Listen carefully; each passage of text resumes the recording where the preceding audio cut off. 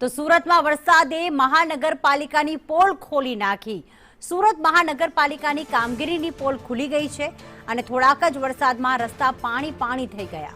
Pre monsoon કામગીરીની pole અત્યારથી જ છતી થઈ ગઈ। ચોમાસું હજી બેઠું નથી અને શહેર થયું છે પાણી।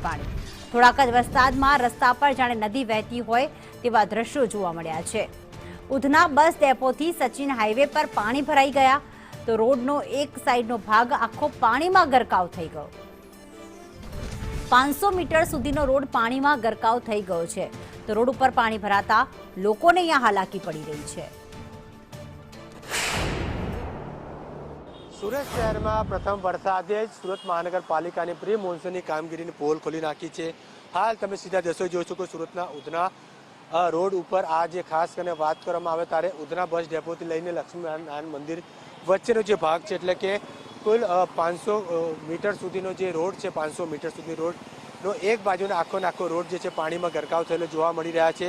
તેને કારણે વાહનોની લાંબી કતાર પણ જોવા મળી રહી છે। લોકો હાલાકીનો સામનો પણ કરી રહ્યા છે ત્યારે ખાસ કરીને આખો રોડ પ્રી મોન્સૂનની કામગીરીનો પોલ ખોલી નાખી હોય તેવા દ્રશ્યો તમે જોઈ રહ્યા છો।